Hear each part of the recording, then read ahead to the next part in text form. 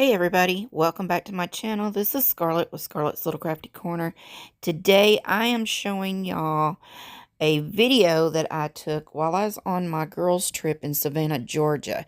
Now this is the Pirates House, and this is a ghost tour of the squares and everything around Savannah. Now it is choppy because I wasn't going to record, then I did record, then I stopped recording, then I recorded some more. It was a 3 to 4 hour tour, so there was no way I was going to be able to record the whole thing. So I did get all of the video downstairs in the basement. The rest, everything that you're going to see on the trolley is just different stops that we were shown and different stories that we were told. So I hope you enjoyed the video. Please leave me a comment down below. I will definitely answer any questions, and make sure you do all the YouTube things, like, subscribe, and comment, and I hope you enjoy this video. Thanks for watching. Also, I forgot to mention, on the tour, the very beginning of the tour is a guy. These are actors, and during our stops, he would jump on, give us a little history, and then jump off. There were actually 4 actors, and I only got the last 2. So I did miss the first 2 actors that told us the story of the Pirates House, and another story about one of the squares. So I hope y'all can make sense of this video, and I do hope you enjoy it.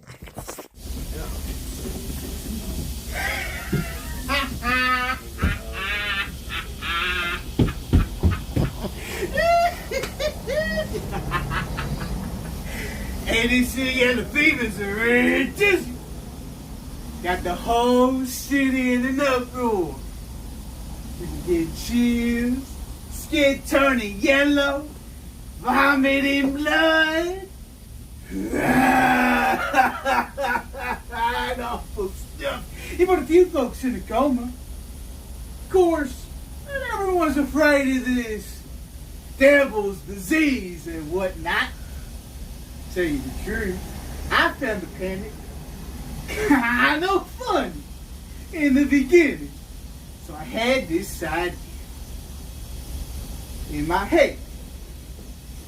Take a little bit of food coloring, mixing that corn syrup, and smear it all over my shirt. You know, to make it look nice and look.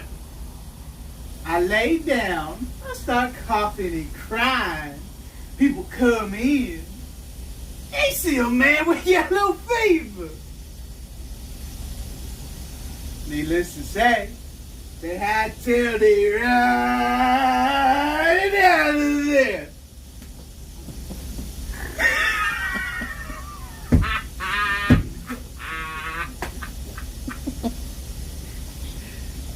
Yeah, I know, but funny. Listen, Les, but heck, it's still funny to me. The other day, I was making up that same mixture of blood, and whew, just got real tired. Real tired for the past couple of days. Had to take a break. Didn't even cough. Thought I could sleep it off. But the cough just got worse and worse. Until I plumb act up something deep, dark, and red.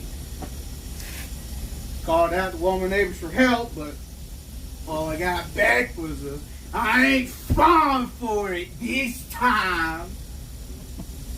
It's alright. I'll just sleep it off. I feel better in the morning. When I woke up, I reckon it was early, because it was pitch black dark. I did feel a lot better though. Reach my arms out to get a good old stretch.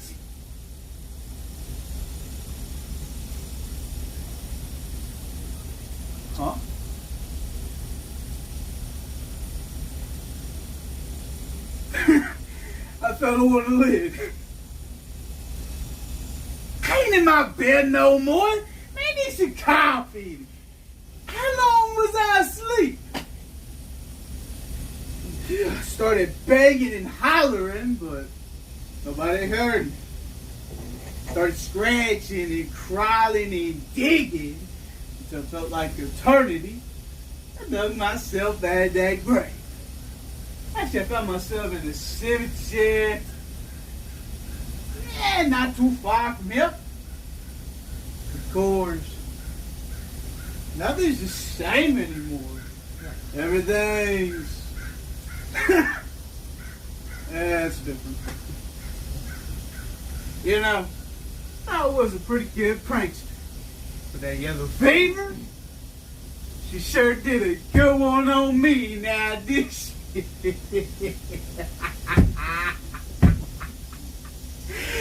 Autumn.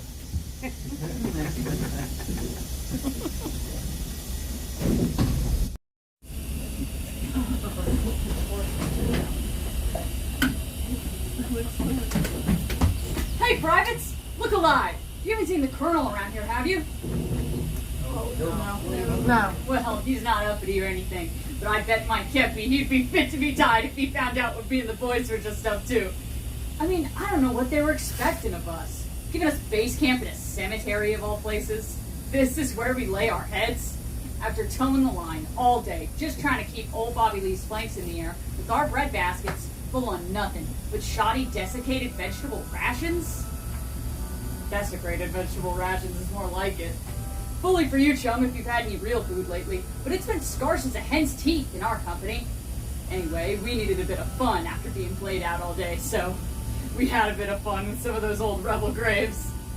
Nothing ghastly, just little hijinks is all. You know one of those old devils lived to be 421 years old? Thanks to my bayonet, anyways. And his neighbor is now buried at the ripe old age of 535. But I'll tell you the best one is the son who's now buried 1,000 years before his father was even born. Why aren't you guys laughing? Come on, this is hilarious. It's gonna make me feel like we did something wrong. Anyways, looks like the greenhorns have already tucked in for the night. Might be time to hit the hay ourselves. Some of the guys are clearing out the crypts to build fires. Gotta keep yourself warm if you want to make it to 1865. I think I'll lay myself to rest. Sweet dreams, everybody. It still existed around this area. They just were something else, and it wasn't politicians. We start, okay? And number one, I get people to jump in. But actually, they were called privateers. Now, what exactly is the difference between a pirate and a privateer? Well, it's something called a letter of marque. And a letter of marque is essentially a letter that lets you be a legal pirate, per se. Now, the most famous privateer around these waters was actually a gentleman named Captain Kidd. Real pirate who really got caught with the wrong letter. He lingered in a jail in Virginia for almost 2 years before they transported him across the ocean to England, where they had a trial. And he was hung for his trouble. About 10 years ago, they actually found his original letter of marque. Right next to a letter saying they had known the original letter of marque had always existed. They hung an innocent man, and they knew it. That's the life of a pirate. You made enemies, you made friends, but your friends became your enemies, right? Now, the most famous pirate around these waters, I'm sure most of you have heard before, his name's Edward Teach. But you've probably heard of his other name, Blackbeard. We have really big bugs. Now, Blackbeard is actually the most feared pirate in history. Do you realize his entire reign of terror was only 16 months long? He never killed a single human being in his life that was documented until the final battle of his life. Yet he's the most feared pirate in history. Why?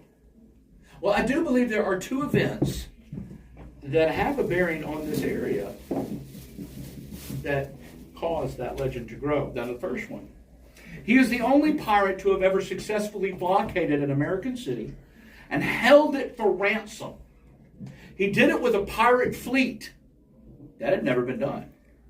300 pirates and 7 ships. And it was Charleston, South Carolina. Now, he actually collected the ransom. When he sailed away, the governor of South Carolina put out a bounty on his head, as did the governor of Virginia and the King of England. Do you notice a gap? South Carolina, Virginia? North Carolina. They begged the governor of North Carolina to put out a bounty on his head. He refused. You see, it would have kind of put him in an imposition. Kind of puts you in an imposition when you put out a bounty on your next door neighbor. You see, Edward Teach actually owned the home next to the governor of North Carolina in Beaufort, North Carolina. Now, you can't keep a pirate like Edward Teach inland. So he sailed out. He was eventually caught off the coast of Ocracoke, North Carolina, where he boarded a ship that he thought was easy pickings. It was not. It was actually a Trojan horse. Mercenaries hired by the King of England were underneath the ship. As they came out, a fight ensued. Here is the second reason. According to eyewitness reports, of which there were more than 25, they all documented the same thing. They saw him shot at least 7 times. They saw him stabbed more than 17 times. And he still kept coming. And I quote, as if a man possessed by demons. Oh, and I'm sure it would have looked that way. Because as the smoke and all that acrid smell of the cannon fire and the muskets, you see this figure hulking to you over 6 feet tall with his beard with cannon wicks in it, smoldering red fire. You see, that's what he did. He would put those in his beard and light them on fire. I'm sure that was terrifying. Now, the final blow that killed him, or stopped him, maybe I should say it that way, was one that almost severed his head from his body, which finally stopped him. Well, they continued that and just separated his head from his body, hung that from the front of the ship, sailed the boat into Portsmouth, Virginia. The body, however, they threw over the side of the ship where supposedly it swam around the ship 3 times before it sank below the waves. Now, I do recommend go and watch Pirates of the Caribbean on Stranger Tides, the one with Blackbeard. There's a very tongue-in-cheek moment where Blackbeard actually talks about his body swimming around the ship 3 times, which I thought was really interesting that they did that. Now, I told you I was here whenever we were trying to get the 4th star for the restaurant. All right.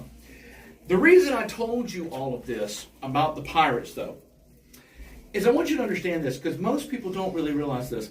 Most people we've all been ingrained to think that piracy around here only happened in the Caribbean, or Caribbean, however you want to say it. And that's just so not true. As a matter of fact, you can actually make a claim, a pretty valid one too, that we have a country because of a pirate. A gentleman named Jean Lafitte.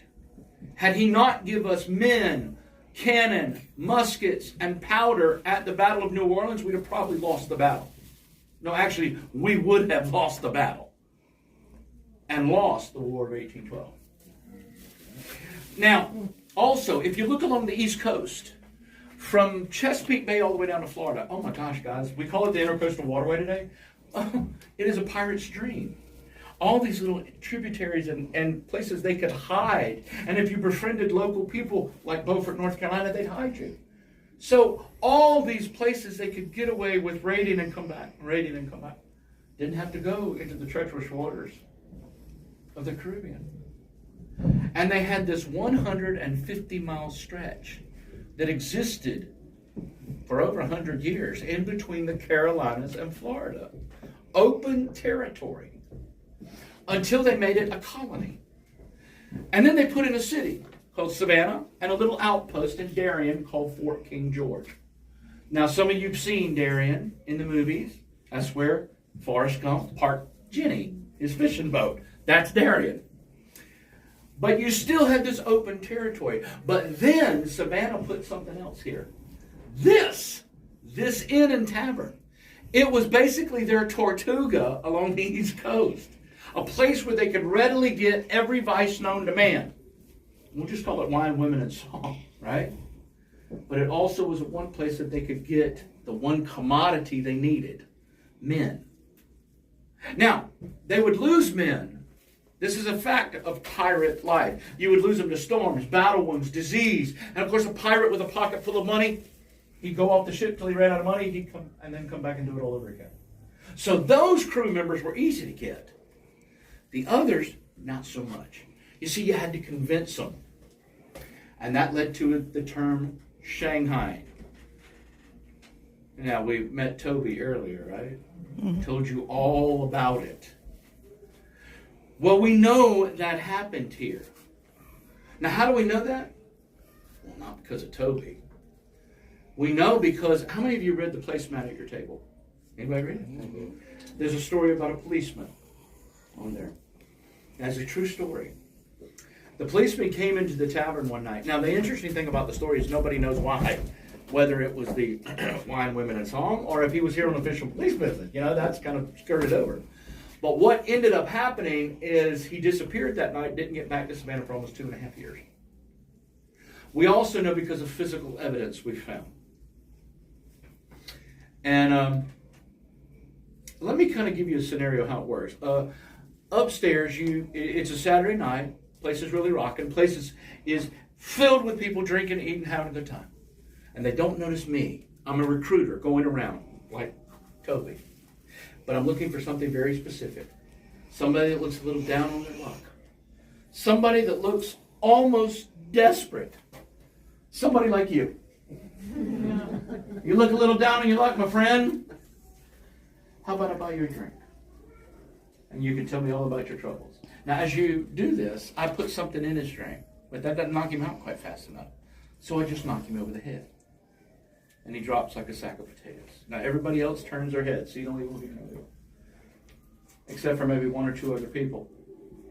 Also, Alabama Hater fans. Right? And they're going to help me pick him up. And right in this room up above us, it's called the captain's room today. There is a fireplace right here. Over on the right-hand side of the fireplace, there is a picture.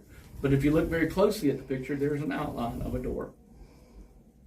Now, when we had the 4-star restaurant, when we were doing that, we had opened that up and we put in shelves to put extra tablecloths. But originally, there had been no shelves here. It was just a hole that dropped behind the wall. And that's what we would do, is we would take you and we would throw you through that hole. And you'd drop about 8 feet below. And the next morning, you'd wake up on a ship with a choice. You could become a pirate, or you could swim. You became a pirate. Now, as I said before, I was here when they were trying to make this an ever-elusive 4th star. Mr. Traub wanted to turn all of these rooms into wine cellar. Well, it had already been a rum cellar, why not? But he knew the historical significance of the buildings, and he wasn't really sure he could do it. Okay? So he brought in archaeologists and historians, and what they did is over the course of several weeks, after the restaurant would close, they would map it out and dig and everything else and do all the different things that they needed to do to authenticate the things that they found here. Some employees had to stay with them as they worked through the night. I was one of the 7 employees. And I'm so glad I did it because I just knew 25 years later I was going to be giving y'all this tour. What was interesting is what we found. Buttons and buckles, mini balls, musket balls. Now, that's actually 2 different time periods, right? And we found part of a saber. We found pieces of a flintlock pistol. But the number one thing we found, especially back here, we found apothecary bottles everywhere. Now, I know some of you might be asking, apothecary bottle? Yeah, that's what your pharmacist uses to mix and make medicines, right? Well, I know some of you probably say, oh, well, of course, that's what they use to drug them, right? Right. And if we needed a crew of about 10,000 people, that would have been right. There were way more bottles than that would have entailed. And they never could make heads or tails of it. Now, internet was kind of in its infancy, so they had to do it old school. They had to go to the Historical Society and the library and looked through manifests and everything, and they never could make heads or tails of why all these bottles were here. And quite frankly, it was just kind of left unanswered. Mr. Traub never turned this into a wine cellar. Matter of fact, he sold the restaurant about 6 years later. The new owners came in and they photographed, they brought in paranormal investigators and they photographed all over this place. And when they got down here, they got a picture of a woman right in this corner wearing a high-collared blue or black dress. And it was the dress that was significant. You see, the dress represented a person of a higher social standing. When a person like that would have never set foot in this building. Matter of fact, they wouldn't even have walked in front of this building. They'd have walked across the street on the other side, right? We don't have any documentation of anybody like this owning this building. So there's no reason for this entity to have made itself known here. Once again, they went old school, trying to find property records, anything that would verify why somebody like this would be making themselves known here. And they drew a dead end. And they couldn't figure out why. They couldn't explain it. Or could they? About 2 years later, or 2 years later, about 2 years ago, excuse me, I'm sorry. We had a young lady who used to do tours with us. Her name's Celeste. And she was doing her tour. Now, I train some of the tour guides here. That's my job title. And she asked me would I listen in on her tour. So I kind of sat back up on the stairs as I'm listening into her tour. And as she's going through, somebody in her tour asked her, hey, what's the strangest thing that's ever happened on your tour? And she said, well, it didn't really happen on my tour. It happened after my tour. She said, I had a friend of mine who was a registered psychic, and she was on the tour with us, and I was just dying to know what she actually thought about the tour. And so I asked her, and she said, well, I really liked the tour, but as we got into the building, what else do you know about this building? And she said, well, just what I told you. Why? She said, because the entire time we were down here, she says, as I walked from room to room, I kept getting visions of people laid out on beds and cots, and people hovered over them in gowns, dark gowns with dark liquid and masked with dark blood. She said, do you know if it was ever used as a hospital? I'm on the stairs, and every hair on my arm started standing up. Because up until that moment, I had never brought up about apothecary bottles when I did my tour, because I couldn't explain why they were here. But all of a sudden, with one statement, I not only could explain them, I could explain a whole lot of other things in this room. Now, I know your mind's racing. Well, I don't know what possessed Celeste to do the next thing, but the very next thing out of her mouth, she goes, hey, Nelson, we've got another tour guide here, Nelson. Would you like to add anything? I went, oh, yeah. I came running out there here as Celeste stood over the corner as I proceeded to talk about the apothecary bottles. So let me kind of answer your questions here as you're going a mile a minute, right? The woman in the blue dress. If this is a hospital specifically for yellow fever, now you're going, well, wait a minute. How did you pick yellow fever? The gown and the mask. You see, if you know anything about yellow fever, what doctors and nurses and all at that particular time, they took to not wearing the traditional white or gray that doctors and nurses wore at that particular time. They would wear darker colors. Many times they would wear a butcher's smock or a blacksmith's gown because they were dark enough to hide the color of the black blood so it wouldn't terrify the patients. You see, there was another name for yellow fever other than the devil's disease. It was called the black vomit. Now, yellow fever did horrible things to you in a very short amount of time. That's why it got the name the devil's disease. You see, it shut down your organs. Now, let me give you the scenario here. As you're dropped off, within 24 to 48 hours, your kidneys start to shut down, causing you to retain water. It makes you swell. Your liver starts to shut down, your eyes start to turn yellow, so does your skin, but then your blood starts to turn a little darker in color.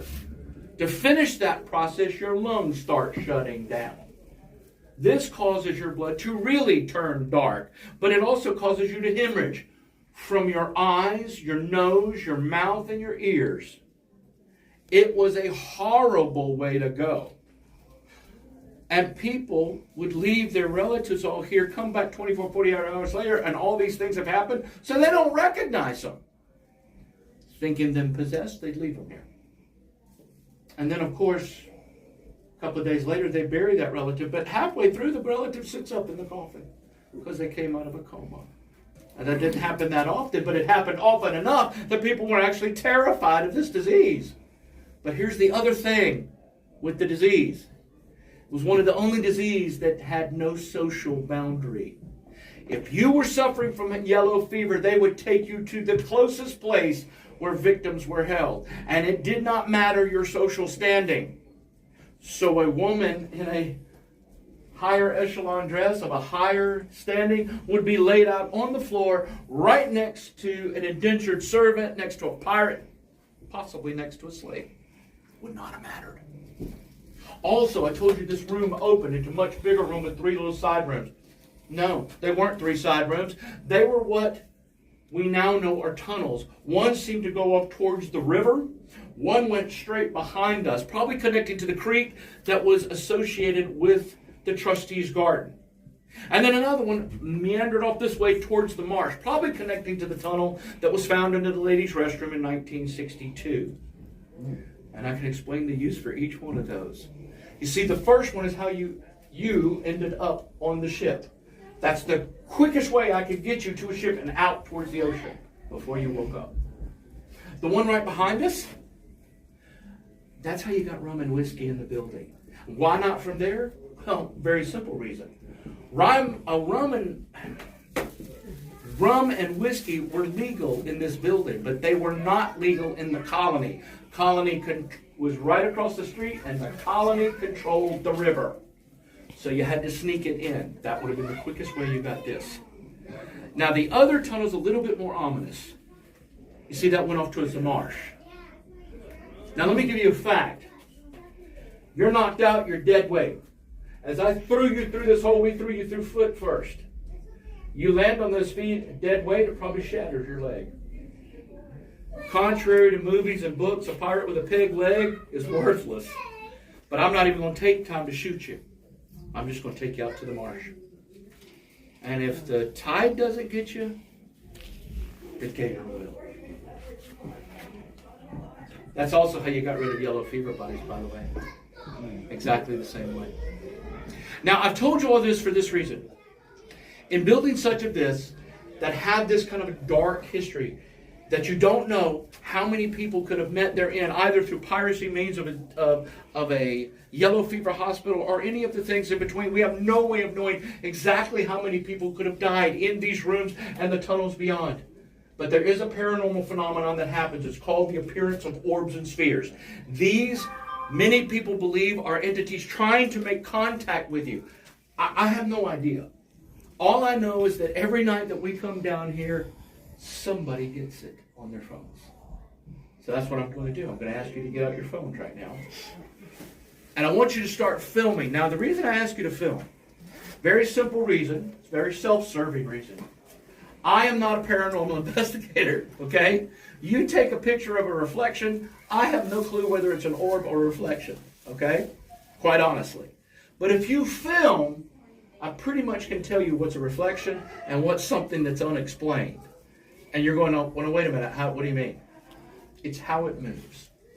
As you're going around with your phone, let's say you start filming, and as you go to film, you've got your film going, and all of a sudden a little light appears right at the bottom as you're going through, and it gets a little brighter as you pan this way, and all of a sudden it starts to get a little less, and then it disappears. Well, congratulations, you just filmed that red light. Or the reflection of their light on their phone, or somebody's earrings, or somebody's watch, or anything else. As you went by it, you got the reflection. But what you didn't notice as you were filming is all of a sudden something on the top went right across the top, like a shooting star. Now, the reason I say a shooting star is because I want you to listen to this statement. When you photograph something, the faster it moves, the more unexplained it is. By now, y'all can tell, there's no moving air down here. It's getting a little stuffy down here, isn't it? Right? So we don't have any vents blowing anything around this room that would cause something to go across your phone. Do we? We have no flashing lights. We have no blinking lights. We don't have anything like that. So therefore, something going and making that kind of a movement is what would be called an unexplained phenomenon. Very much like a UFO. Okay? So, what we're going to do is y'all can film around here. We're going to take about 3 or 4 minutes while y'all do this. I'm going to stand over here. If you have any questions or anything else, I'll be standing right there. If you want me to look at I've been something, videoing great. this whole Okay? entire thing. Y'all have some fun.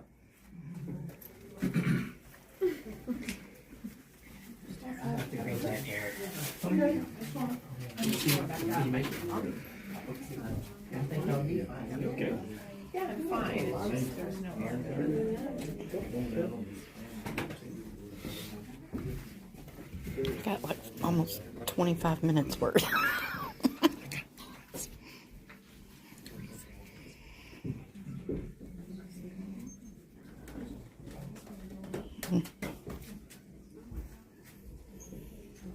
Now, for those of you, if you want to start making your way up top, you can. You can do that. You don't all have to stay. Comment? Yeah.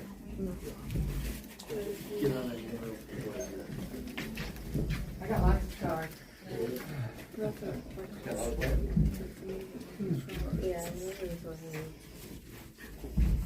More than one.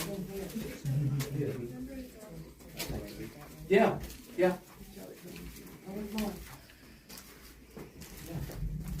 That's what you're talking about. That's what I'm talking about.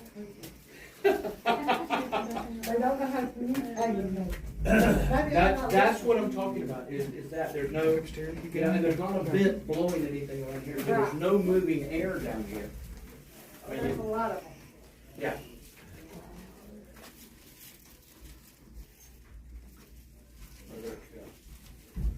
We got one. We got Casper. Okay, you ready for one more story? I know it's a little hot, but I'll try to make it quick. All right?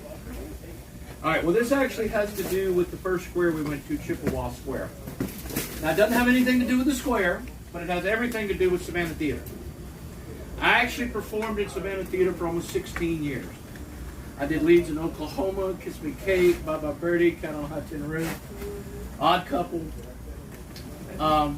So it was during the rehearsal for one of these plays that we had the little incident happen. Now, let me preface this by saying at this particular time in the theater's history, we had a real problem with homeless people. They would sneak into the theater, sneak up into the balcony, which we weren't using at that time. It's in a horrible state of disrepair, actually. And what they would do is they'd sneak up into that particular section. Now, also, you may have noticed as we went by the front of the building, there's kind of an odd protrusion sticking out from the side of the building. It is a brick enclosed fire escape. Yeah, it's right on the side of the building. And now, I guess because at that particular time we weren't using the balcony, fire marshal never came by and inspected that fire escape. Woo, good thing, because we had it filled with old set debris. Now, let me assure you of something. If you go to see a play there today, woo, it's not that case. It's very safe. The balcony's open. That's wide open. Trust me. But you kind of get the idea, okay?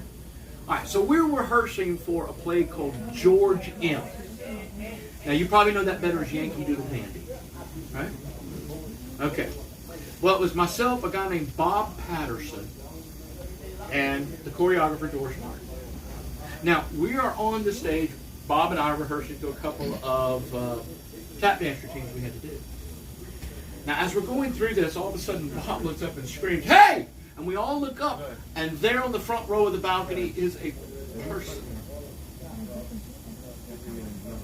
As soon as we did that, the person goes running along the front row of the balcony. Now, Bob and I jumped off the stage, running towards the back of the theater, just in time to see the person go busting through the door to that fire escape. Now, as we went to the back of the theater, which, you know, technically is the front of the theater, we ran up the stairs to the balcony. Now, Doris had stayed on stage. As soon as she saw us, she goes, "Hurry, hurry, you can catch them. They haven't come out of the door." So Bob and I go running down to the door. Bob burst open the door. I flipped on the light. Nothing. Not a soul. So Bob leaves back out, screams at Doris, and goes, "Doris, there's nobody here." She says, "I'm telling you, nobody's come out of that door." So then Bob looks at me and says, "We got to go find them." And I went, "No, we don't." Because I don't know if it's Michael Myers, Jason, or some other entity, and I'm not going around this theater searching in the dark. Mind you, a theater that we already hear mysterious singing that we don't know where it comes from. No. Bob had a way of talking into things. So I stayed. You ever done something you really wished you hadn't done? This was it. Because the more we looked, the less we found. I mean, nothing. Finally, after a few minutes, I said to Bob, I can't take this anymore. This is really starting to freak me out. So I left. Bob left a few minutes later. You know, a lot of people have all gone, oh, well, sure, it was probably just a homeless person. Yeah? That's what Bob and I thought. Until the next morning. Bob and I were the first ones back to the theater. As we went back upstairs, it became very obvious that only Bob and I had been up there. You remember I said this theater was in a state of disrepair? There was over a half an inch of dust, paint chips, and everything from the ceiling peeling paint, right, that was on that balcony. It looked like a snowstorm along that carpet. Which means, like a snowstorm, every footprint we'd taken was very obvious. When we came back the next morning, if a person had been hiding, well, they did it really good because the only footprints that were still there were mine and Bob's. All along the front row of that balcony, along the side where the window was, and along the front row of that balcony. How is that possible? I mean, seriously, how is that possible? Thank y'all. I'm not going to sleep again tonight. Did y'all have a good time tonight? Yes. Okay. I want you to do me a favor. Go on TripAdvisor. Whenever you finish touring our city, tell us what all you've enjoyed about visiting Savannah. My name's Nelson, the Soul Savannah Tours. We love to hear from y'all. You see, that is the only way we become a better tour company, is to hear directly from you. Now, if you didn't enjoy tonight's tour, my name is Bubba. This is Old Town Charlie. All right, so we are going to take everybody back to where they got picked up from. So I'm going to have to do this. I'm going to try to do this from memory. No, it's Hopefully we laughing. won't forget anybody. Okay?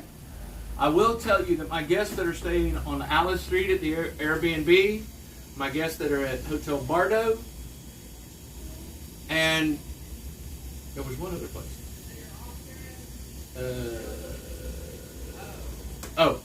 Get it on the way. Okay? I think before we leave here, I want you to see something. Look over here at the hotel with the string of lights on the top floor. Can everybody see that? Yeah. All right, that is the Hotel Thompson.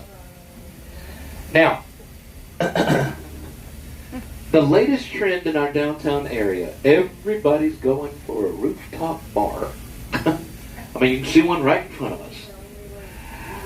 However, if your intention to go to the rooftop bar is so that you can see a view of the city, that is the best view you can see.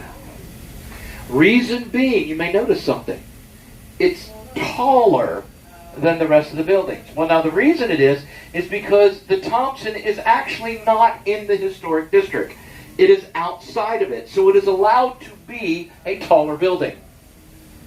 The other thing that's really neat about that is not only can you see the city from this side, but if you go on the back side, you can actually watch container ships come in just past Fort Pulaski all the way upriver. And it really gives you an idea about the grand scale of the river coming in. I mean, it is 17 miles upriver to where the port is. What's amazing about that is when you consider Savannah is the second busiest container port in the country. Number one is Baltimore, Maryland. Now, we have not gotten the last quarter's numbers yet. We may have beat that because of the little incident that happened in Baltimore with the bridge. So we don't know. We might actually be the number one. That is an amazing accomplishment when you consider who we're going against. But now understand, I said container port. Not overall port, just containers. Now, I wish I'd been in the seat behind you or behind us. Some of you wanted me to go ahead and give you a song. Is that what you wanted? Yeah. Well, this started when I was in high school. One of my teachers, my math teacher, actually conned me into doing an Elvis show for a talent show. I have no idea why she thought I could do this. But here we are 30 plus years later and I still... Alright. So we're ready to put my money where my mouth is, right? Here we go. Let's pick one. Okay. Are you lonesome tonight? Do you miss me tonight? Are you sorry we drifted apart? Does your memory stray to a bright sun? I kissed you and called you sweetheart. Do the chairs in your parlor seem empty and bare? Do you gaze at your doorstep and picture me there? Is your heart filled with pain? Shall I come back again? Tell me, dear, are you lonesome tonight? How's that? Well, see, now you get to go back home and tell everybody you toured the Royal Colony with the King. Encore! Careful, careful, you could be returned to sender. Now, I'm just going to keep telling you stories as we go back. Is that okay with you, right? Yeah. All right. Now, at the very beginning of the tour, I told you that Savannah was what we call a necropolis, a city built on top of its dead. Now, a necropolis actually has a twofold definition. A city on the dead, a city of the dead. Now, I know you're asking, well, what exactly is the difference? Well, let me kind of give you the example this way. If you go to the south side of our visitor center, right on Martin Luther King Jr. Boulevard, you're going to come up on a cemetery called Laurel Grove Cemetery. Now, I mentioned it earlier in the evening. Now, when you go to Laurel Grove Cemetery, the first thing that's going to greet you is these massive stone gates that you walk through. It looks like you're getting ready to walk into a castle. You walk through these massive gates, and the first thing that greets you is a 14-foot high, 30-foot wide map. That's the thing I was thinking about. I bet it's that big Yeah. globe-looking thing. When you look at the map, you're going, oh, this is cool. It's kind of a map of the city. And then you realize very quickly, this is not a map of the city. Maybe it ain't. As a matter of fact, the streets are all named things that are not street names we have here. I mean, like Magnolia Boulevard, Dowdwood. Anyway, as you look closer at this, all of a sudden it hits you. Oh my gosh, this is the cemetery. And of course, you also realize that it's extremely detailed. Well, as it piques your curiosity, of course, you want to find out a little bit more about it. I certainly did. So I contacted a friend of mine. We graduated high school together. He is actually a postmaster, and the cemetery is actually in his jurisdiction, in his area. So I wanted to ask him about it. Well, the answer kind of caught me off guard. Because as he answered me, he goes, well, we normally don't talk about this, but let me just put it to you this way. Each and every person that is buried in Laurel Grove Cemetery, their cemetery plot, their grave, is so specifically addressed that they can physically receive mail. Wow. A city of the dead. So that's where those other boats came from. I got to tell you something. Wait a minute. If I start passing by Laurel Grove Cemetery and I start seeing Amazon trucks coming in and out, we got a problem.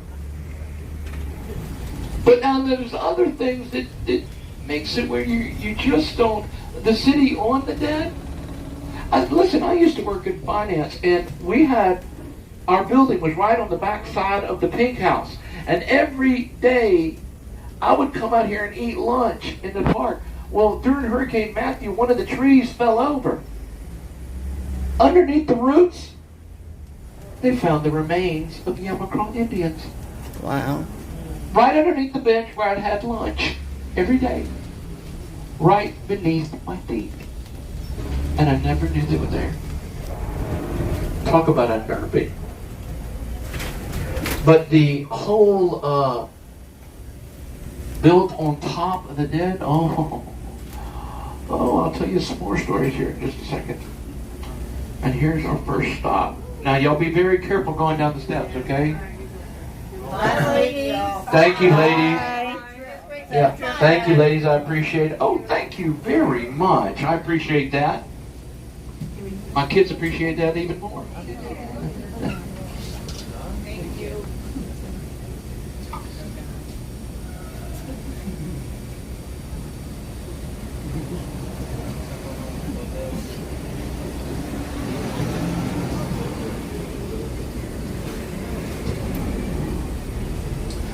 Now,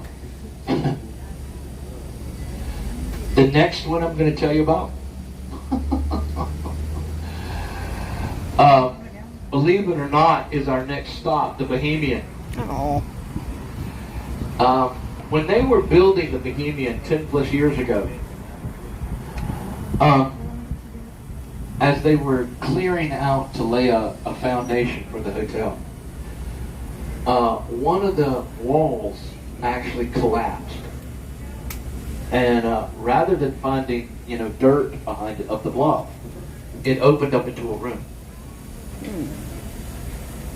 In the room they had these urns, these giant urns. Now originally, based on the look of them, they thought they were urns filled with like oil, okay?